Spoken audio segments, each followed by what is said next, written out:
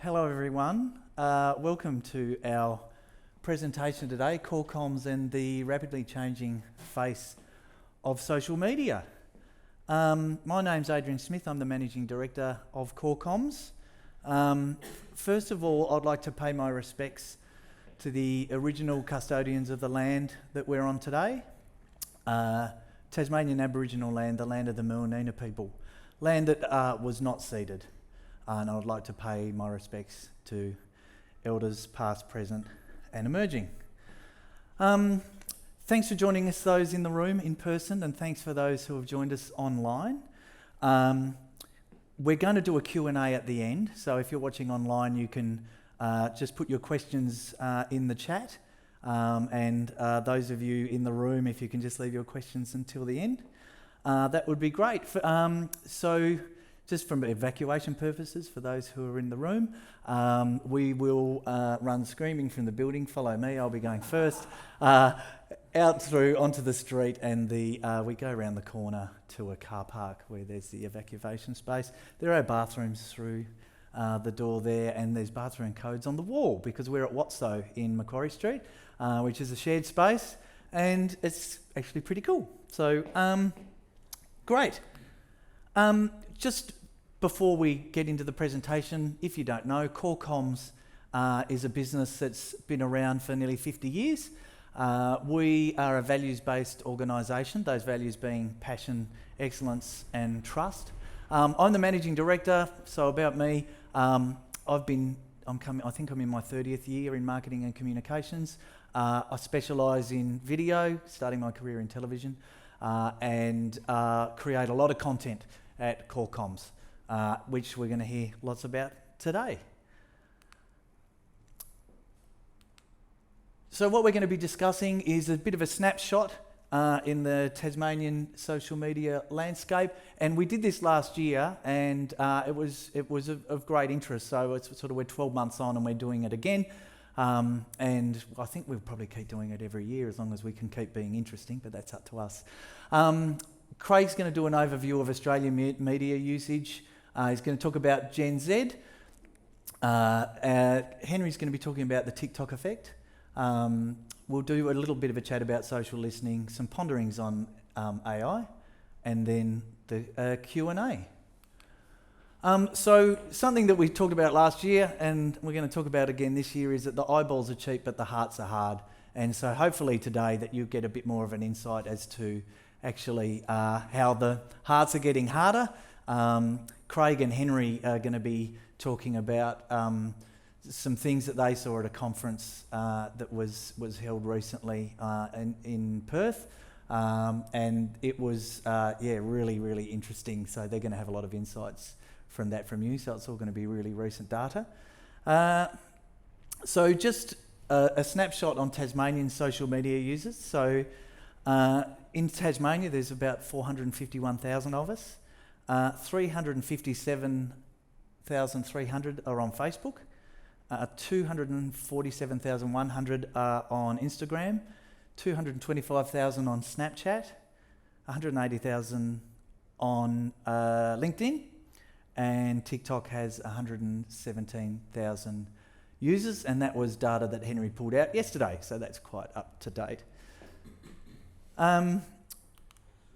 I'd like to throw to my business partner, Craig Harding, who's been with the business for, I think, over 20 years, Craig.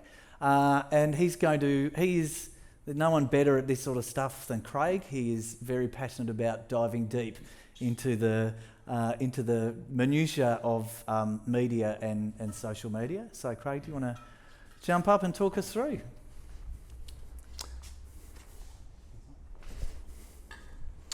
Thank you, Adrian, and welcome everybody. Thanks for joining us today. So before I jump into the nub of my presentation, which is really around engaging Gen Z, just wanted to give you a bit of an overview of the current Australian social media landscape and consumption habits that are going on. While our preso is really around social media, there are some traditional media stats in here, and the reason I've included those is that they are actually raised an eyebrow or two when we discovered them, because traditional media, as it seems, is not dead. So I just wanted to highlight those. So firstly, daily time spent with media, and this is Australia-wide and based on people 16 to 64 years of age. So quite a broad, wide audience we're talking about here. And one of the first things I wanted to point out was time spent using the internet. You can actually see that's decreased over the last 12 months, which is an interesting insight, by 22 minutes or nearly 6%. But conversely, if we look here, in terms of time spent using social media, that's increased by 6% over the last 12 months. And what you can see here in terms of the amount of time spent on social media, on average 2 hours and 4 minutes, that's roughly 1 in 3 minutes spent on the internet is spent on social media. So social media obviously is a burgeoning part of internet usage. Now, some stats that raise some eyebrows, particularly in terms of traditional media, is time spent watching TV. And TV encompasses all the new components of TV, not just free-to-air, but also broadcast video on demand, streaming, etc., those types of activities. What you can see here is that's actually increased by 4% year on year from last year. So TV is not dead, as some people probably would like to make out. And as I said, just bear in mind that this is people aged 16 to 64, and what you'll find is the average TV viewer these days is about between 50 and 55 years of age, so they would heavily skew those numbers. And when you drill down into various demographics, obviously you'd find there's different consumption time spent.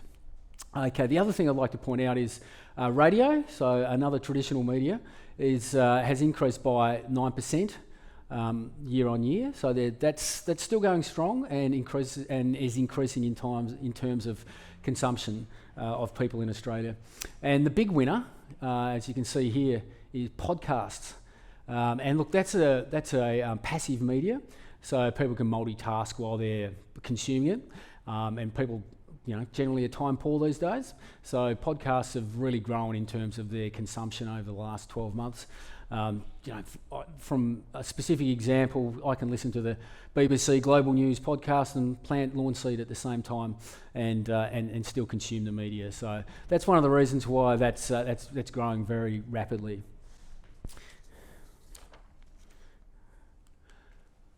Okay, sources of brand discovery. So this is where, again, people aged 16 to 64, so just bear that in mind, very broad audience, where people discover new brands or new programs or initiatives, those types of things in a government sense.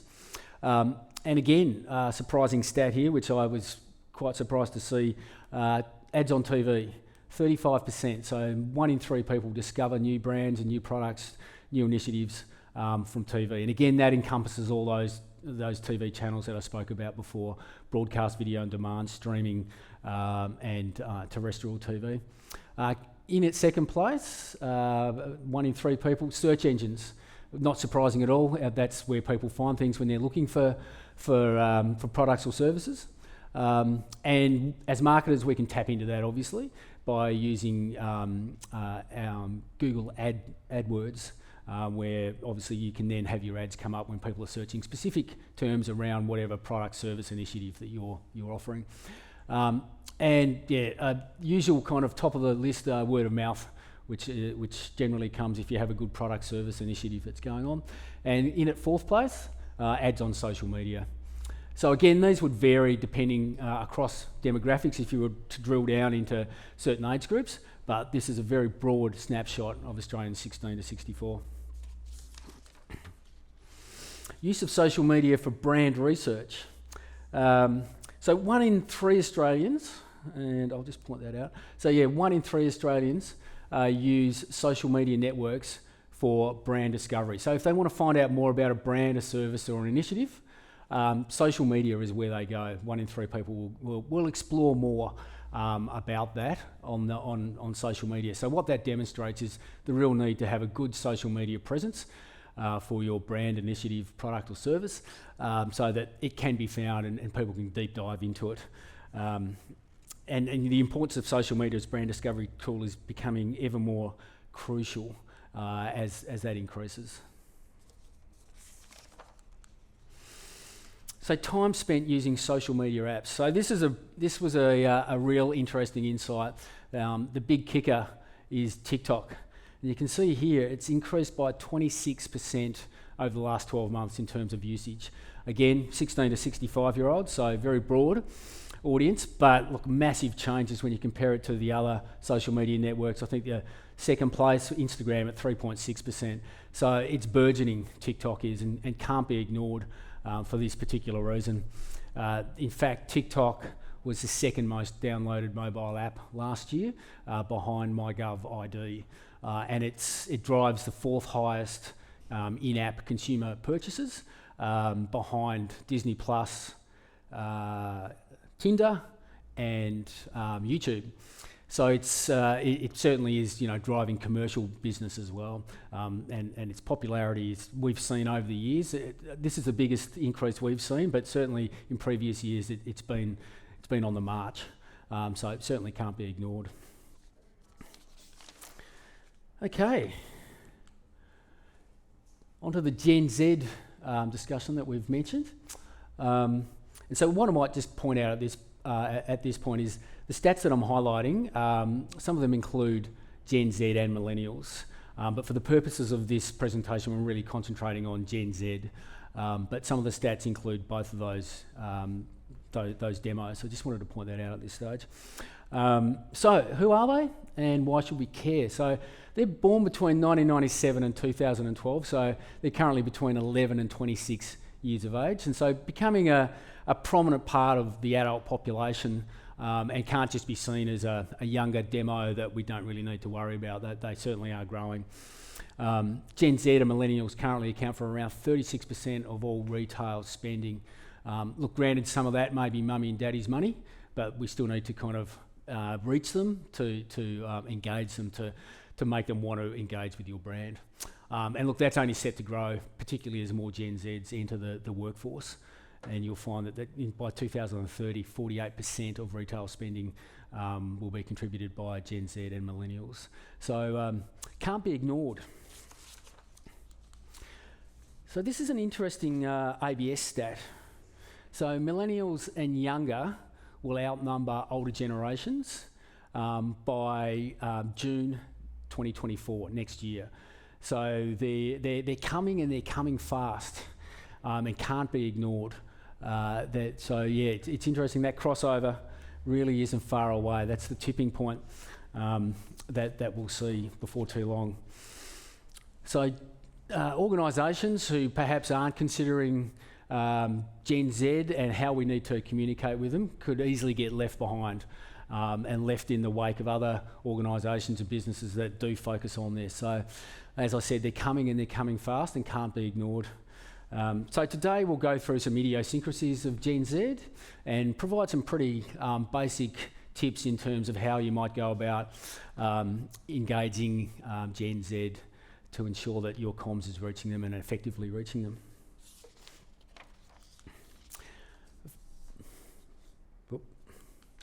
So, I just wanted to go through a bit of a Gen Z ready health check that people might be able to kind of make a quick assessment of how they're travelling at the moment in terms of their engagement on socials or in general with Gen Z, and whether they're ticking the boxes that are required to engage Gen Z. So firstly, is your video content primarily vertical or horizontal? So Gen Z, they pretty much have ADHD and need to consume things straight away, and turning their phone from this to go to horizontal takes too much time. So vertical is the way it needs to be, and what you'll find is a lot of the platforms that they're engaging in, or social media platforms they're engaging in, use vertical video content. So there's no two ways around it. Vertical content needs to be part of your approach. While horizontal content is still needed for things like YouTube, definitely vertical content needs to be considered as part of the mix. So, are you posting to TikTok and Instagram Reels? Look, this is where they're hanging out, so you need to be where they are, and TikTok and Instagram Reels are certainly those places. And the duration that they're spending there is getting bigger and bigger over the years that we've been kind of tracking this. So it can't be ignored, these two platforms. Gen Z can spend 30 to 48 hours per week on TikTok. So that's certainly a place that needs to be considered. That makes up about 5% of all waking time that they're on TikTok. And Instagram is one of Gen Z's favourite hangouts as well. They actually rank it above TikTok, which is an interesting stat. And look, for those who aren't familiar with Instagram Reels, it's Instagram's answer to TikTok in essence. It's vertical, short-form video that when TikTok was burgeoning in the market, other social media platforms needed to try and counter that, and hence Instagram Reels was brought on, and it certainly delivered. It certainly grabs audiences, the Gen Z audience. So, do you offer a live chat option for consumers to interact with your organisation? So there's an interesting stat that says 86% of Gen Zers will choose not to engage over the phone with customer help or support services. So they just flatly refuse to do that. They actually prefer to avoid engaging than pick up the phone. So the option there is obviously live chat, and apps like WhatsApp, which is becoming pretty mainstream these days, is a great approach to engage Gen Zers, and they'll happily use that. And look, it can be set up just very similar to a call centre in terms of they'll be put in a queue, wait for an operator who's ready to chat to them, and then the chat will begin. And live chats have had a bit of a bad rap in the past because they've been bot-driven, and so it can go round in circles and people don't get the answers they want. But with things like WhatsApp, where there's a live operator actually delivering the information, very user-friendly, and we'll probably find that this is going to just only increase over time, the use of WhatsApp and similar apps to engage with Gen Zers. So if you're in the commercial sphere, do you offer a buy now, pay later option? And if you don't know, Gen Zers really love buy now, pay later, and the late fees that are associated with that. And look, I think that stems from the fact that they've been brought up in a culture where they get everything now, and this is one way that this is a natural extension of that, where they can have everything now by using the buy now, pay later option. So, sorry. Thank you, mate. Do you have personalisation strategies incorporated into your comms? So, look, if you're putting together a MailChimp communications to your customer list, we all know as marketers that when you put a name into the insert first name here, we're not sending it to an individual, but Gen Zers just love that personalisation, so we need to ensure that we're delivering that to them, and that needs to be part of the strategy. Are you posting on YouTube and YouTube Shorts? So YouTube Shorts has emerged as an absolute behemoth over the last probably 3 to 4 months. And again, this is YouTube's answer to TikTok in terms of it being vertical, short form video, and they're lapping it up. So this needs to be part of your strategy in terms of posting on there to reach the Gen Z cohort. And they absolutely love it. So does your brand actively promote its sustainability initiatives and social causes? So people love to hear a good brand story and latch on and understand a brand's values and principles. So promoting these sustainability and social cause issues is a great way to demonstrate to them the values and principles of your brand. So it needs to be part of your strategy as well. And look, storytelling's been a big part of marketing for a long time, or just in the history of man, to be honest. And so this is just a natural extension of that, continuing to build those stories and around a brand.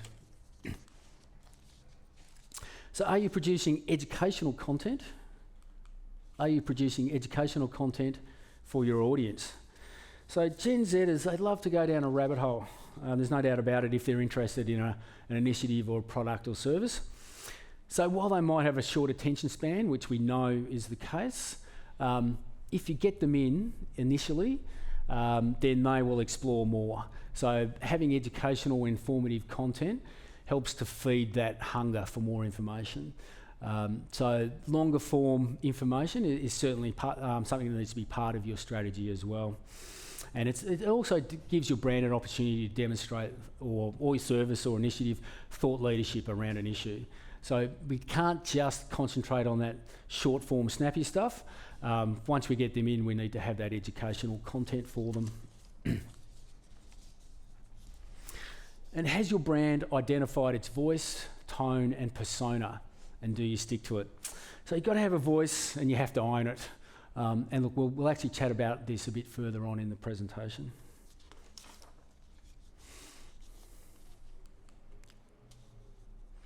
Are you producing the same content for all channels, or are you diversifying content across different platforms? So we've had brands who've asked us to post the same content on LinkedIn and Insta. And look, if you don't see the problem there's a bit of a problem. Again, we'll chat about this a bit further through the preso. But you need to be, in essence, you need to be ensuring that you're creating content for the specific platforms. So let's move on to the characteristics of Gen Z. What makes them tick and how they operate. So they're digital, obviously they're digital natives. They basically be born with devices in their hands. I think there's even iPads for infants these days. And then they progress to Nintendo DSs, Nintendo Switches and mobile phones, etc. And currently they spend between 4 to 6 hours per day on their mobiles. So they're fully immersed and understand technology. So, you know, it's important to get people hooked in right from the start. And like I said, Gen Z really love rabbit holes.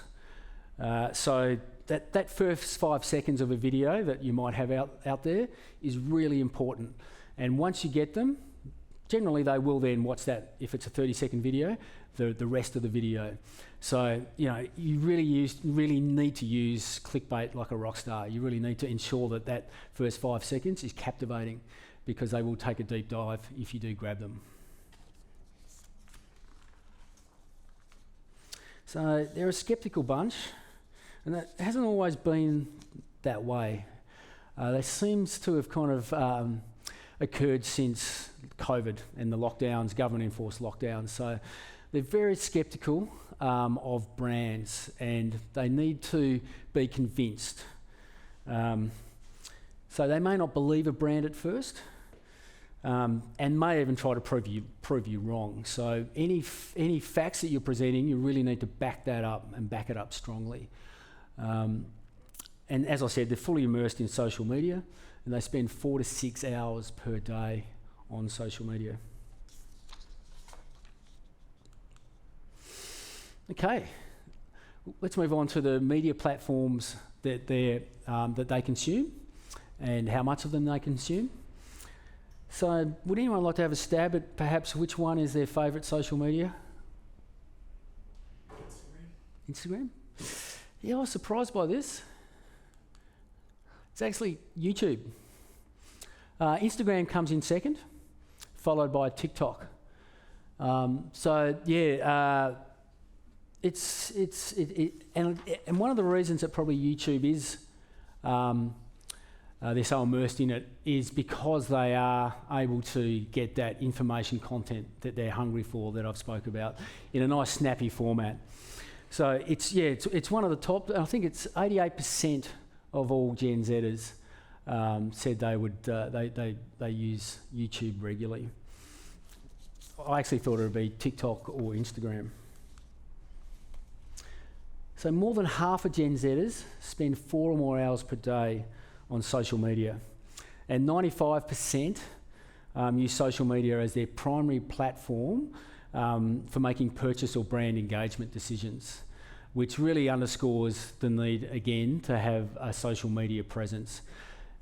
If I can refer back to one of my initial slides, when we had that 16 to 65-year-old audience, 1 in 3 people of that very broad audience used social media as a brand discovery or brand engagement approach.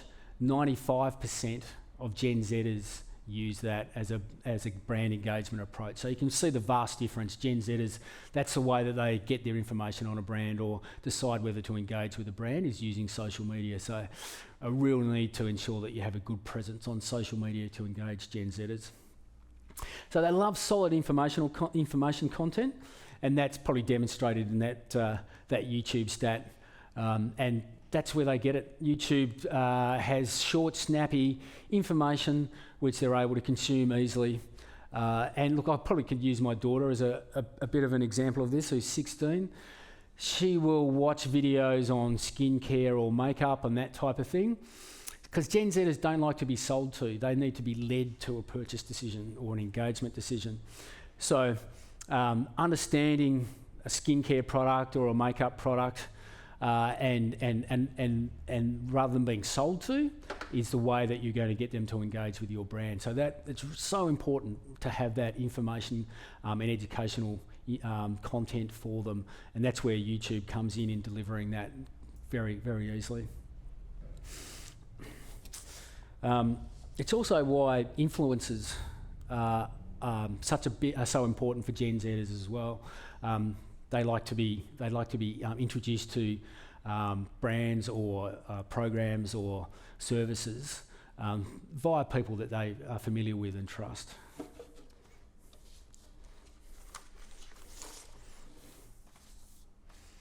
Okay, so I've developed here the 5 commandments of marketing to Gen Z, so these are the basics, I suppose, that if you're going to take anything away from today's presentation, that you probably should look at doing. And I've touched on these through the preso, but just taking a bit of a deeper dive into it. And I know that probably some social media managers are going to hate this, but one size fits all just doesn't work anymore in terms of content. Cross-posting has become a thing of the past. There really is a need to develop specific content for the specific channels that you're delivering on. And the reason for that is people are on different social media platforms for different reasons. For example, they're on TikTok to be entertained. So you need to ensure that the content that you're developing has that entertainment aspect related to it. But for example, if you're on LinkedIn, people are on there to learn things. So if you're on LinkedIn, obviously the content approach is going to be vastly different to the TikTok approach. You could be delivering the same basic message, the same kind of content pillar information, but they'll just be presented in 2 vastly different ways. So a one-size-fits-all approach really is dead and buried these days. So yeah, really need to align our content with the goals of why people are on the various social media platforms. So we need to get to the point quickly, but really the important thing is back it up with any evidence, back up any facts with evidence. So look, Gen Z can be a toxic bunch. I think people think boomers are a generation that really like to be keyboard warriors. Gen Zers can be, if not just as bad, probably worse. And look, so if you come up with a point or a fact that they don't agree with or is contentious, then they will really hunt it down. They will look for information. Like I said, they like to go down rabbit holes and prove you wrong. So there really is a need to ensure that any information that you're putting out there is backed up with solid facts, and your content is legit. So that's really important.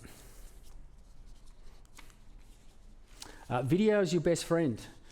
So it's really cemented itself as a necessary tool these days. Like I said before, you really need to grab their attention quickly, and video is, obviously the ideal way to do that. Video can get a lot of things across to people in a very quick and short amount of time, and engage people. So, a Canva tile just really isn't going to cut it these days, particularly one that's mass-produced and has just been tweaked for your purposes. Video is the way to go. And Henry will be discussing actually in his preso a little bit later on the requirements in terms of video content to help really catch the attention of Gen Zers, or people in general actually, to engage them. Be open, honest and authentic. So Gen Zers can really smell a rat, there's no doubt about that. Like I said, they are a sceptical bunch. So if there's something there that's not not authentic, they can sniff that out. So your voice on social media really needs to be, you really need to establish that. It's nearly like having a brand style guide around the way that you always deliver your content on your social media channels, establishing a personality, a tone of voice. It's like you're talking to a friend, or you're being really human, because that's the way to build trust. When you have those human elements attached to your social media channels, that engages people and ultimately builds trust. So it's imperative that you really consider the voice that you have and the way that you deliver it. And Tas Police is probably an example of a brand that does it well. They can use humour, puns, wit through their posts, and so that's like a personality, and that's the way that humans have really been developed to build trust around personalities that they trust or can engage with. I can recall going to a Foo Fighters concert, and Tas Police were giving tips on how to get there safely, how to get home safely, and they used Foo Fighter song titles through the length of the post. So it was quite witty, lots of puns, and so that people warm to that and helps build trust. So developing your brand voice is vitally important, because people know what they're getting, and you need to own it, and ensure that everyone in your organisation knows that brand voice as well. So no matter who's posting, it's coming through. So again, being open, honest and authentic through that brand voice is vitally important. Engage with your audience and foster user-generated content and influencer partnerships. So it's called social media for a reason. It's not, you can't just be content in terms of developing a calendar of posts ready to go and then just send it out.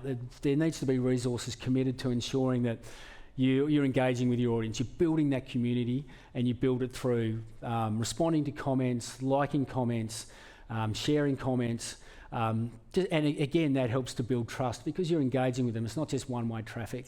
So engaging with your audience is vitally important with Gen Zers. And ultimately, Gen Zers, they love influencers and user-generated content. Look, a Gen Zer would probably more likely take finance advice from an influencer than their own mum, which is a bit of a sad reflection of perhaps the generation and the influence that influencers have. They really do have a strong, pronounced influence over that generation. But what that does do for brands and organisations is give them a great opportunity to actually leverage those things. User-generated content that you might be able to access and put on your socials is a great way to demonstrate social proof to Gen Zers that other people are engaging or are getting a benefit from your program. Or similarly, if you can engage an influencer to promote an event or an initiative that you got going on, it's a great way to sway their decision making because they will take note and listen to someone that they can identify with. So yeah, looking at these two options as you're developing strategies for your social media are certainly worth exploring.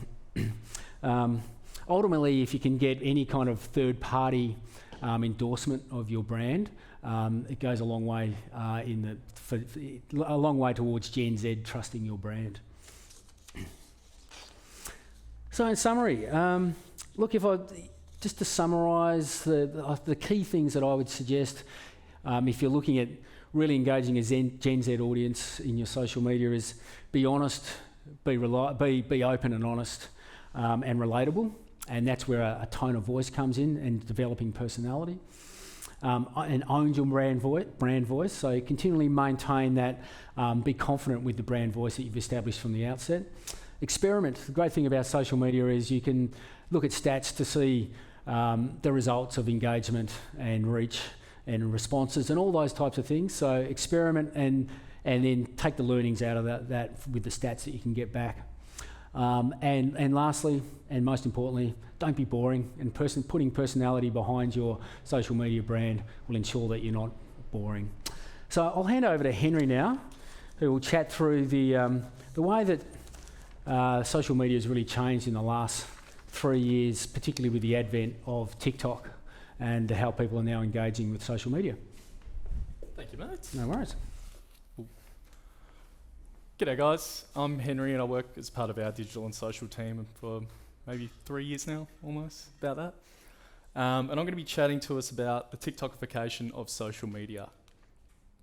So when TikTok first burnt on the scene, I think everyone sort of viewed it as this platform for cringy dance lip sync sort of videos, mainly for the Gen Zers that Craig was talking about. But since then, we've seen the platform just completely evolve into something different that has a broad range of content and is really changing the game on all other social media platforms. So we can see the evolution here. We've got news organisations, we've got any sort of tips or tricks or guide that you could look for. People are always talking about random facts that they learnt from TikTok. We've also got brands like New South Wales Police who have really jumped on board and grabbed TikTok and are using kind of Gen Z type content that Craig was referring to, where they're keeping it lighthearted and having a bit of a joke and sort of showing that personality. So it's just shown, how the platform's evolved, and because of that, has actually changed the way that all other social media platforms have been operating. So this is a testament to that, and as Craig touched on these two platforms, because of TikTok popularising this 9:16 short form video content that we've been seeing, other platforms have kind of been forced to have an answer. So in 2020, Instagram jumped on Instagram Reels, which was their copycat, and now 30% of time people are spending on Instagram is Reels. So a platform that was previously, static content with a little bit of video is now, Reels is one of the biggest things on there. And same with Shorts, Shorts with its 15 billion views daily worldwide, and they're investing a lot into their creators, so people are only going to be jumping on Shorts more often. So it's less of that, it's not just, the 9:16 content of TikTok that's kind of changed social media. What it's also done is change the personality of content on other platforms. People were really drawn to sort of the fun, light-hearted kind of content that TikTok was bringing, and we're seeing a lot of that on other platforms. So we're seeing less of this. This would have been an Instagram grid 3 years ago, where every piece of content was perfectly branded and just tied into the next. But we're seeing so much less of that, with brands wanting to create individual pieces of content that are really engaging on their own. And we're seeing a bit more of this, it looks a little bit scattered. This is an example from Sydney Water, who I'll show some examples of later, but they're really jumping onto Shorts, Reels, and TikTok, and really trying to speak to, the new way of social media. And you look at the grid there and nothing's looking perfect, but each piece of content shows a little bit of personality about the brand and is far more engaging. So how do we actually go ahead and develop engaging content, with this new wave of social media? So we don't all have the luxury of being like these brands. I don't know if you guys have seen Wendy's and Ryanair's antics on social media, where they're just completely unhinged. They have they roast their customers more often than not, but that's part of their brand personality, and people love it. And I know that while a lot of us listening are from government organisations who won't have this luxury, I think we can find sort of a middle ground where we can show a little bit of personality while still keeping it professional.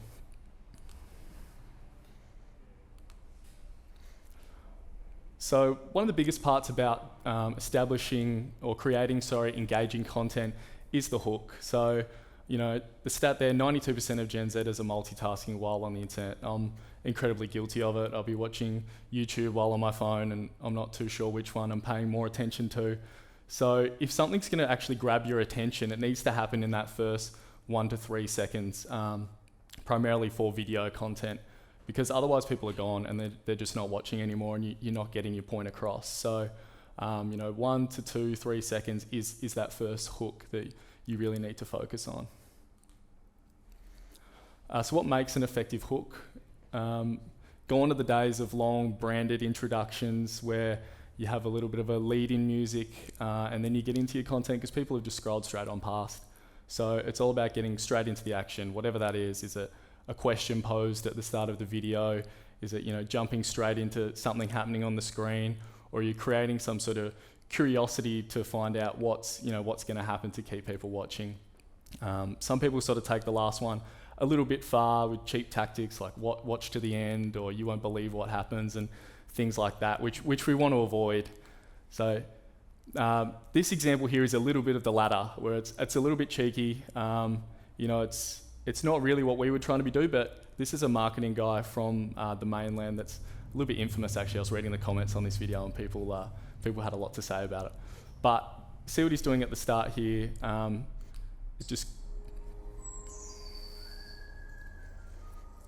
When it comes to advertising online, most people are lighting their money on fire. Why? Because they're doing ordinary crap, like running crappy ads to a crappy landing page with a crappy offer, and then they wonder why their hair's going 50 shades of grey from dealing with the never-ending shitstorm of rising ad costs. I'll stop it there because I'm a Gen Zer and it's too long.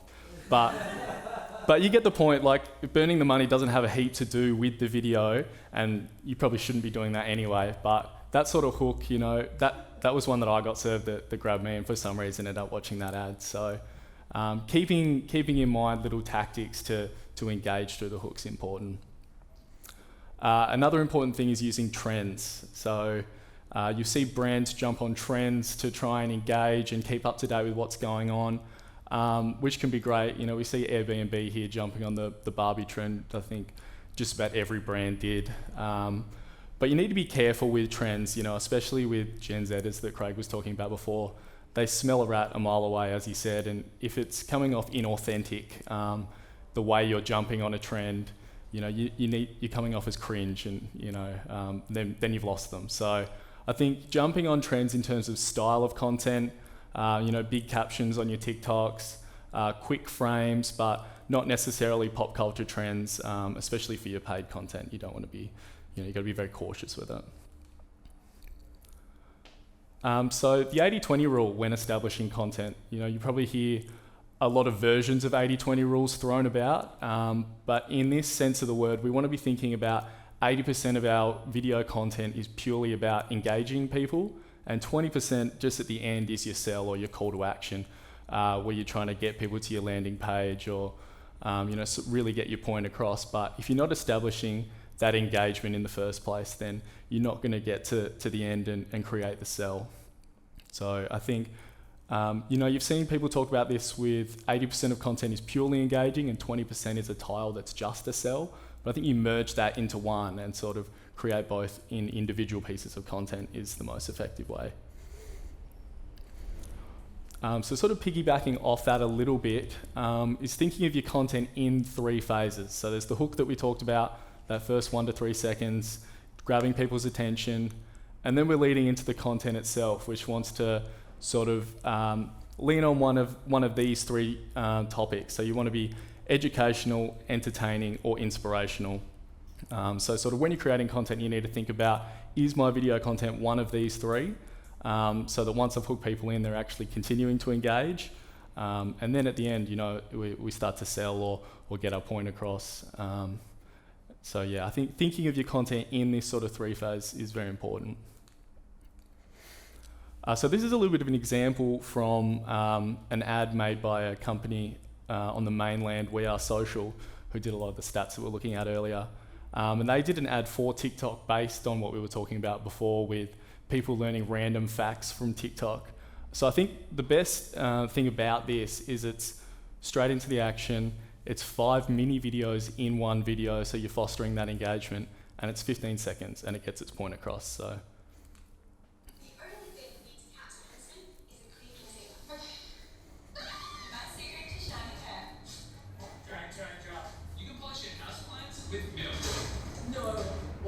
Did you know you can take your Barbie with a full onion? Holy shit. There have been thousands of UFO sightings in Australia. How did I not know this? How do we not know this? So there you go, you get the idea. You grab people straight away, keep it entertaining, and at the end, it's a really subtle sell. TikTok now, it's kind of going off the fact that people are kind of understand the common trend that people are learning facts from TikTok. So I know I've given you a lot of different rules to think about, but another thing to sort of consider within your organic content specifically is this RAPS checklist. So does your content have real people? You know, as Craig said for Gen Zers, but I think it applies to most people. Real people get your point across better than brands, and people relate a lot better. And it helps sort of lean into that authenticity piece, you know, where you're really connecting with a person who's representing a brand rather than just being told. And, you know, keeping a little bit of personality, gone are the days of strict formal language for organic social media content. People just don't relate to it. So, and I've given them a tick for short form video, though I'd argued it's a little bit long. So this is Sydney Water, which we talked about earlier, and this is one of their YouTube shorts. So just showing that this is a topic that would otherwise be pretty unentertaining, and they've just put a little bit of personality to it. Where your poo goes when you flush the toilet, and then follow me and we'll go find out. But first, we've got to go underground. Here at Malabar, we treat 450 megalitres of wastewater a day. Wastewater can be anything from your sink, toilet, a shower, any water use at home. This is the first stage of the wastewater treatment process. This is where we find all the things that aren't meant to be flushed down the toilet. In here, we get your wet wipes, your cotton buds, tampons, condoms, and toys. After the screening process, we have our grit removal process, and we extract the grit from the wastewater. So the next step in our process is the sedimentation tanks, and it's about here where the smell really hits you. It's here, all the stuff that's left in the wastewater gets separated. We have the light stuff go to the top, and the heavier stuff go to the bottom. The heavy stuff gets scraped off the bottom of the tank, and the lighter stuff gets skimmed off the top. If you've ever seen Finding Nemo, well then you'll know about the East Australian Current. Once it leaves our tanks, it is then gravity-fed 3.7 k's out to the East Australian Current, where it disperses. So there you go. A little bit long, lost my interest about halfway, but you get the point. They're leaning into that really, it's almost low production value, which makes it really authentic and relatable. And I think that's the sort of organic content that we should be striving for to sort of keep up with this new social media trend. I'll hand you back to Adrian, who's going to chat a little bit of social listening and AI. Thank you, Henry. Cheers, mate.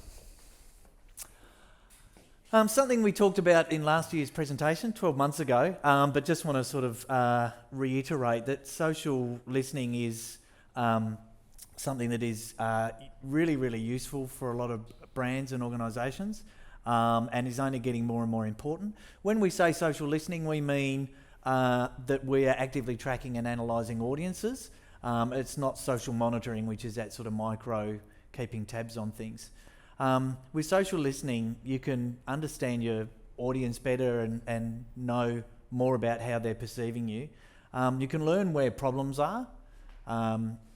It helps you allocate budgets, which is really helpful with all the data that you're getting in. You get that real-time data, and you can track how campaigns are going or how any of your posts are going. It's very good for customer research on tight budgets, and we use it actually a lot with our clients when they're engaging in the social listening. And it's really good to pick out influencers as well. And we've got a particular client in Hobart that in some crisis comms who's we've used that with. And if you can't afford it, you can actually use social listening to, you can essentially buy a slot in a social listening product and just get a snapshot as to where you're at over the last 12 months as a brand, because it goes back 12 months. We use it with some clients around particularly campaigns when you're just trying to gather a whole bunch of data at the end of a campaign. Again, the influencers is really, really useful, particularly in crisis comms, because you know where some of those problems might lie. And then just data, just infinite data based around all the things that you want to plug into social listening. So I thought we would touch on that again, because we've been now using it for probably about 18 months, and finding it really, really useful for a whole bunch of different applications. We get asked about AI all the time, so I thought that we'd just spend just a couple of minutes talking about AI and where we think AI is at and how we might use it in our business. There are a lot of marketing and communication companies using AI at the moment. This is a picture here of an AI girl who doesn't have hands, which is sort of a bit of an example as to what happens with when you're using AI. It's not always the most intelligent thing. A big secret, which isn't a big secret, is that when we're doing campaigns, we actually Google the hell out of everything. We're trying to find insights and inspiration and ideas that can help us try and create that campaign big idea or that direction for a brand that is going to really resonate with the target audience. An example is when we created our Jaden character to try and get young Tasmanian men to get vaccinated for COVID. We went down all sorts of different rabbit holes, Googling around what other jurisdictions were doing, went to service stations and had a look in their fridges, because the FMCG, fast-moving consumable goods brands, are very, very good at getting the attention of young people. So we go to all sorts of different places to try and find these things. And AI can sort of do that. Like, you can sort of research it. And, you know, we've tried it and sort of looked at it. And I know really early on with ChatGPT, we sort of tried it and just went, it takes the fun out of it for me. I actually like sort of doing the research and daydreaming and all of that sort of stuff. But, you know, technical stuff, AI can be useful. You know, we got asked to do a brief for someone a couple of weeks ago, and it wasn't a brief that we'd done before. It was quite a technical sort of brief. We just chucked into ChatGPT what that sort of brief would look like. It was sort of okay. There were some elements that we grabbed out of that were useful. None of it was creative, though. Humans do better art than AI. So I've got a couple of pictures up here. The picture here on the left is by Ben Quilty. It's a painting that he did where he embedded himself in a unit in Afghanistan with soldiers. He spent 3 weeks with them, and then he came back and he did a whole bunch of paintings of the people that he met while he was there. And I got goosebumps talking about it because it's such a powerful exhibition in Canberra. AI can't do that stuff. It's not going to embed itself in an army unit and come out with really powerful images like that. And Taylor Swift, you know, she breaks up with people and makes these heart-rending songs, right? So, you know, AI is not going to break up with someone, but Taylor broke up with this guy. I've got no idea who that is. Some of you actually may know. So, you know, humans are still doing better art than AI. And like we all know bullshit. Apologies for swearing, particularly for our government people who are online. Hopefully they don't have their speakers up loud. There's a lot of crap on the internet, and AI gets its stuff from the internet. And so it might be going away getting all of this information, and all of it's really crap. And we can tell, like I can tell when someone's sent me something that's been written by AI. But the fun's actually just doing it yourself anyhow. So like, you know, I'm always a lot happier sort of doing the whole daydream a bit and coming up with that and thinking about a customer's brand and thinking about the target audience and what they're going to do. And you see them walking down the street and, you know, they never wear jumpers. Why is that? Well, that might be something that's, you know, useful. So, yeah, sorry, I didn't click that through. That's our bullshit radar. Because humans just know. They just know what's real.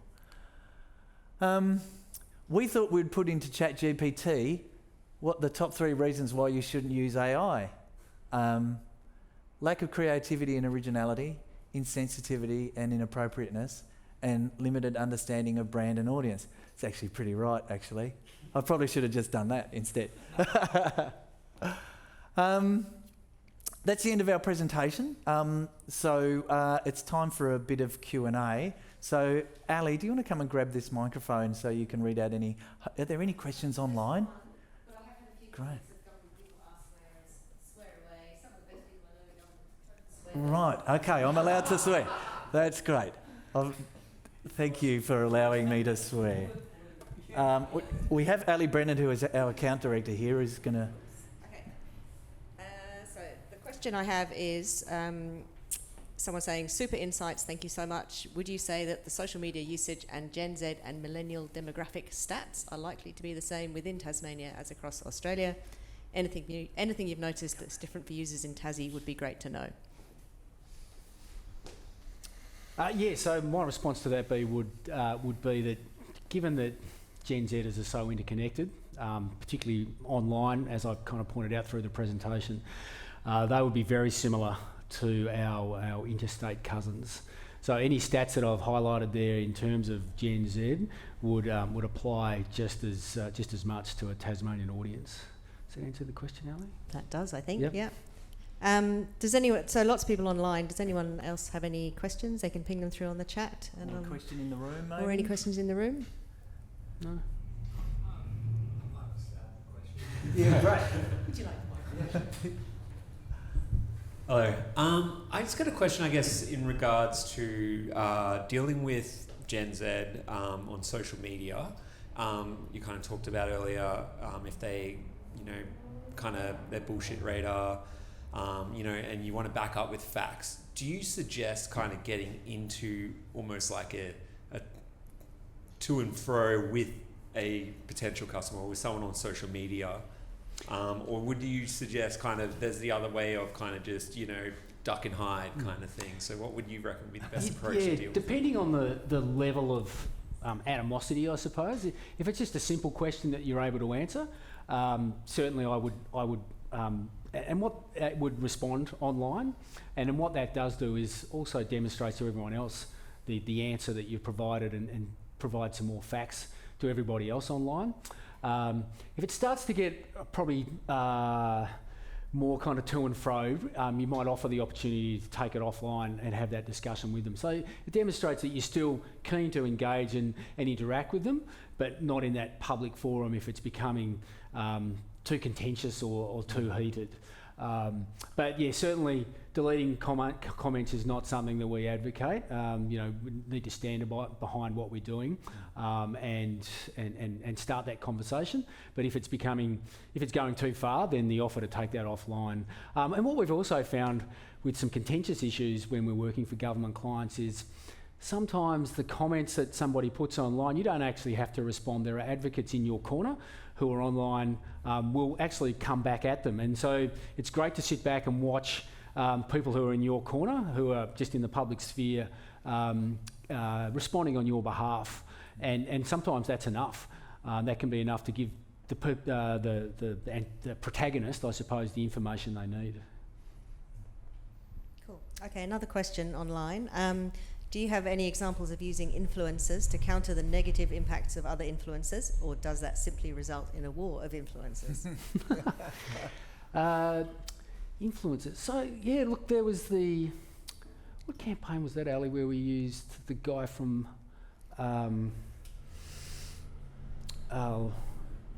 Lost. No, it wasn't. Veterans. Was it the veterans one? Yeah, it was a Tasmanian government campaign for a veterans... the voucher. The voucher. Where basically Australian Army veterans were offered by the Tasmanian State Government, I think it was Department of Premier and Cabinet, the opportunity for vouchers that they could use for recreational purposes, gyms, etc., sporting clubs, that type of thing. Lost was the series. Is that what it was called? No. Alone. Sorry, Alone. Yeah. So The Tassie So it was a Tassie Alone production. He'd already participated in it, so had a profile, and people would be aware of him. And in that program, he was named up as a veteran, so people kind of knew him as a Australian Army veteran. So he had a level of awareness, and he was featured in our social media campaign along with other people, talking about the benefits of the program. So that's probably one example of where we've used someone. And I know influencers in Tassie probably aren't as thick on the ground as they might be in other states, trying to find celebs in Tassie. Adrian actually used to be a celebrity because he was a chicken feed advertiser. Thank you, Craig. We don't use him. So yeah, it can be more difficult in Tasmania to find that, but there are micro influencers. So there are people that you and I wouldn't know, but for example, if it's a dance brand, and I use that example only because my daughter's a dancer, there would be people in that field, if you dug down, that you would find are known within the dance industry, who you would front your campaign to say, hey, there's a great dance competition on, you should come along, and people in that sphere would know them. So it certainly can be done in Tassie if you're willing to explore the options. I don't think we've got any examples of I was going to. So I would say if you were going to go influencer versus influencer, I would just put a normal comms lens on that, and that is if you're going to get a third party person to come in and endorse your side of things, then you would just do that the same way if you were doing it in a media context or a social media context. So making sure that they're authentic, that they can stand behind it. If you deem in your campaign that you actually need to get it straightened up in that way. So I would just be putting that identical lens. If you could put them up next to the CEO in a press conference, then you could get them up online, and you'd have those same sort of analysis before you do it around, you know, their authenticity and how well respected they were. Hopefully that helps. Yeah, I think so. Another question. Any tips on getting buy-in at an executive level to shift our social media approach? What key points would you use to make the case and demonstrate its importance, i.e. using vertical versus organic content, having dedicated resources, budget allocation, etc.? So I imagine that's a problem for quite a few people. Data. Well, just tell them to look around their lounge rooms and look at people walking up and down the street and look at what people do in restaurants. We had a client the other day, it was a public holiday in Victoria, and we had a client over there. And they're like, oh, maybe we shouldn't post that because it's a public holiday and no one's going to notice. It's like, it's a public holiday. Everyone's boring and on their phones. So absolutely you should be posting that. So I would, but data's the key, really. Definitely. You know, Craig's better at that than me, but just get him to look around. There are so many strong stats to support your case in terms of, for example, as the question said, vertical versus horizontal. It's all there and it's all available. And if you're having data-driven approach to things that to ensure that you're taking the right approach, there's plenty of it there to support you. So, thoroughly researching what you're proposing to people up the line and then supporting it with data would be my advice. But you'll know, I think, if you lag in that change, then you're going to have less and less impact going forward, and questions will be asked as to why isn't this working as well. And when we work with our government clients, we understand there's only so much money for a particular campaign. We'll make decisions around what channels are chosen based around what are you trying to get people to do and who are they. And so, you know, we would make those determinations. But certainly, you know, as Craig's saying, that longer term view around Gen Z is that we need to be adapting. 2 people walked past on their phones as we were, Craig was talking then. There's some data for you. That's it on questions online. Cool. Are there any other questions in the room? No. No? Okay. Cool. Thank you, everyone. We will wrap up. First of all, I'd like to thank Creative Imagery. So we've got 2 people in the back of the room here doing this live stream, Andrew and Fiona. And we use Andrew for live streaming. Here I am doing a plug. This is a 20% sell. We use Andrew for our live streaming, and we're practicing what we preach. So we're going to be using this little live stream as assets in the months going forward on our social media. Because hopefully we said some cool little tidbits along the way that we can just grab out and create short form content. Vertical and horizontal. Well, these ones might be horizontal. But Andrew, we've done government live streams with Andrew as well. And he has just purchased this incredible van that is actually set up as like a full broadcast OB van, which is going to be at the cricket in Launceston tomorrow. And it's the kind of thing, other than here, because you can't park close, where you can literally drive up to a venue and just plug everything in and do a live stream. So live streaming is just more and more common and more useful, and it just gives you assets that last for ages afterwards. So thank you, Andrew and Fiona. There was a lot of stuff on the floor in here at 7:30 this morning, but it's looks pretty cool. Another sell thing. So we run a program called CC10 in our business. It's where our consultants can give 10% of their consulting time a week to a volunteer group or a not-for-profit. This is sort of, Henry spoke about this sort of stuff in his presentation about brands, and we actually really believe in it and are really passionate about it. And we do it mostly because just giving makes you feel really good. I'm going to Victoria this weekend to create some content for a women's health brand in Shepparton and Wodonga, doing it pro bono, and I'm super excited. And we're getting to do some really creative stuff with them too, which is good. Crohn's and Colitis Tasmania, Arthritis Tasmania, Legacy. We've been helping out a whole bunch, and it's really good for our staff because they get to give back and they get to learn, about working with brands and organisations as well. So we're really proud of our CC10 giving program, which something we're really passionate about. So to wrap up, we'd like to say thank you very much. For those of you in the room, we have some mugs that have no boosted posts written on it. That is our mantra, other than the eyeballs are cheap and the hearts are hard. No boosted posts. Please get in the back end of your social media and run those campaigns properly. So thank you very much. Thanks to Craig and Henry, who get roped into this and do an awesome job. Thank you to Ali for helping organise that. And we've got Ruta and Simon and Tobias from our team here as well, hopefully learning stuff. So yeah, I think that's us. Thank you very much for coming along, everyone. Thank you.